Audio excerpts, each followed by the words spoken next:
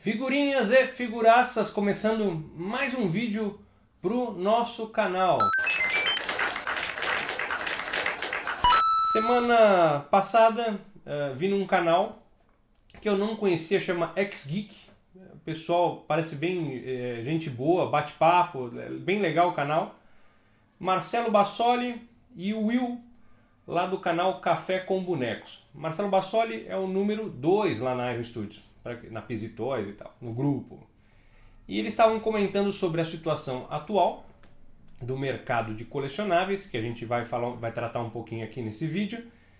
E tanto o Bassoli quanto o Will afirmaram lá que o mercado, apesar da quarentena, apesar da crise, etc., o mercado está aquecido. Então, como sempre aqui no canal, a gente tenta passar a nossa opinião, às vezes a gente acerta, às vezes a gente erra, as pessoas têm diversas opiniões e nós aqui também nem pretendemos estar certos o tempo todo.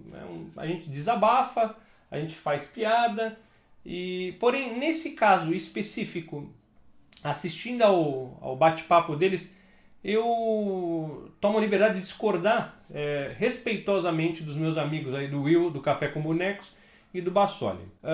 Primeiro, o nosso cenário. Passamos por uma crise política, uma crise de saúde e uma crise econômica. Então, para você que está aqui no ano 2030, sei lá, está aqui no futuro, se o vídeo estiver lá, essa é a situação hoje. Estamos numa situação de quarentena, meia boca, mas alguns estados mais, alguns estados menos, lockdown em alguns lugares. Então, as lojas, na teoria, ou maior parte das lojas dos vendedores estão fechados. Temos uma situação hoje do dólar, acabei de olhar, em torno de R$6. Isso quer dizer, cada vez que eu compro algo em dólar, se eu comprar $100, eu estou pagando R$600. Sem contar impostos e fretes e tal. Isso é só na moeda. Acabamos de sair de 10 anos da Marvel no cinema. Então, 10 anos na Marvel. Então, todas essas coisas que a gente coleciona e gosta se tornaram um pouco mais caras e mais valorizadas. O tal do valor agregado. Nosso serviço alfandegário, os portos, uma bagunça danada. Então, a gente vê, muita gente fala assim, mas a empresa é brasileira. Por que os americanos estão recebendo muito antes da gente? Isso provavelmente deve estar tudo parado no porto, devem ter meses ou vários lotes parados no porto, porque não conseguem desembaraçar. Hoje, na situação atual, com a história do valor agregado, as empresas estão fazendo cada vez mais peças maiores. Isso é, um público menor, está virando um negócio mais elitizado, apesar de você ter ainda coisas para colecionar para todos os gostos e preços e bolsos, mas estamos num momento que tudo é grande, né? Iron, Kotobukiya, Sideshow, tudo é épico, aquilo. E agora estamos passando por uma crise mundial e aqui no Brasil um pouco não, muito pior, que entra na questão do dólar. Talvez, daqui para frente, com toda essa situação aqui no Brasil, talvez eles tenham que começar a se importar um pouco mais com o pessoal que tem um poder aquisitivo menor, fazer peças, talvez escalas menores. A própria Iron, a gente fala, deu um baita salto na qualidade, especialmente por causa das bases de dioramas, mas isso obviamente tornou muito mais caro. Talvez tenham que dar um passo para trás. Talvez uma nova coleção numa escalinha 1:20, veículos menores, dioramas pequenos com veículos. Então, imagine, com um câmbio tão alto do jeito que está, isso é, em 3, 4 meses, a gente arredondando para mais 50% mais caro, tudo. Isso é, eu deixei tudo que eu tenho, vale 50% menos. Meu carro, meu apartamento, minhas coisas, no banco, o dinheiro que eu tenho guardado. Se você olhar aplicações lá, Previdência e tal, todas elas, tudo ferrado no mês de março. Então todo mundo ficou mais pobre em função do câmbio. E na hora dessa história da importação, isso significa que tudo que a gente vai comprar é 50% mais caro. Então, eu tenho um negócio onde a gente fabrica equipamentos e os insumos, parte desses insumos são importados. Então, geralmente, quando eu compro alguma coisa lá fora, China, Estados Unidos, qualquer coisa, sai de lá, da fábrica, até a minha porta custa o dobro, com impostos. Qualquer 100 dólares hoje, que a gente compra lá fora, quando é tributado, com frete, etc., a hora que chega aqui, chega a 200 dólares. Se eu pegar $1 a R$6, isso é, qualquer 100 dólares custam R$1.200. Então, olha a situação que maluca de câmbio. E aí volto na questão dos fabricantes e como era nos anos 80 e tal.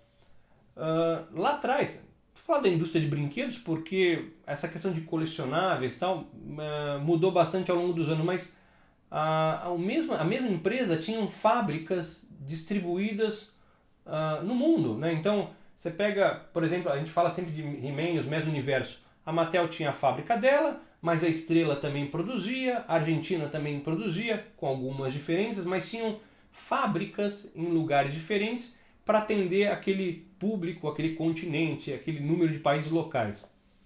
Não sei, pode ser que daqui a um tempo, a gente falando da Iron, a Iron chega à conclusão que, apesar do custo de produção lá ser muito mais barato, talvez valha a pena fazer alguma coisa aqui para atender o mercado sul-americano ou até da América Latina, em função dessa história de fretes e desembaraços e por aí vai.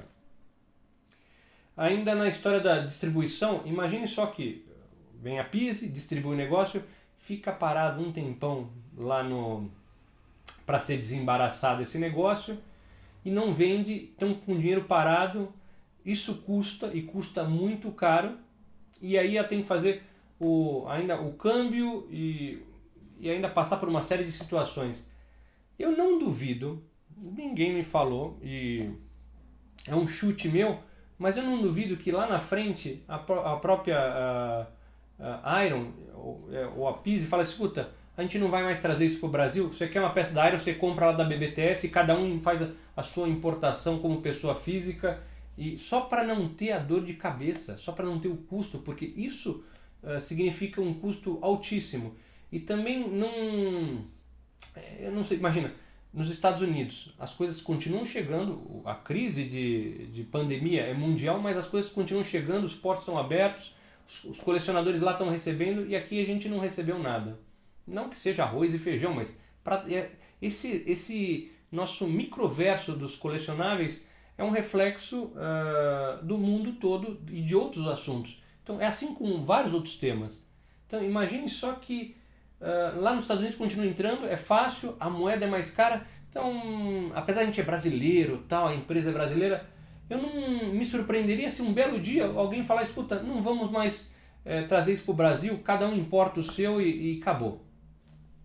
Pode ser que aconteça, posso estar errado, mas essa é a fotografia do que a gente tem, a fotografia do que já teve e uma possível fotografia do futuro.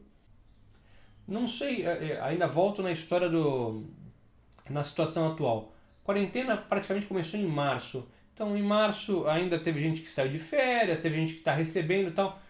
Tem o auxílio, que eu acho que o pessoal que coleciona não deve entrar na história do auxílio, talvez não receba o auxílio, porque o auxílio geralmente é para o pessoal que tem renda menor, mas a hora que acabar esse negócio do auxílio, ou a hora que acabar esse período de amortecimento, é aí que as coisas começam a pegar mesmo. É aí que a gente vai ver se realmente o mercado está aquecido ou não, porque a justificativa dada lá no programa é que o mercado está aquecido porque as pessoas estão deixando de gastar para sair, para ir no shopping com roupa, com isso e aquilo. Tá bom, eu concordo. Mas é uma miragem, vamos falar assim, porque a hora que as pessoas tiverem que voltar a gastar com isso, a coisa, vamos falar assim, a coisa piora ainda. Então, eu posso estar errado, de novo, e a gente aqui não acerta todas, mas esse é o sentimento que eu tenho, talvez você tenha, talvez você discorde, mas é a situação que eu vejo aí. Espero que vocês tenham gostado desse vídeo, espero que a gente se encontre em breve num próximo. Até mais, tchau, tchau.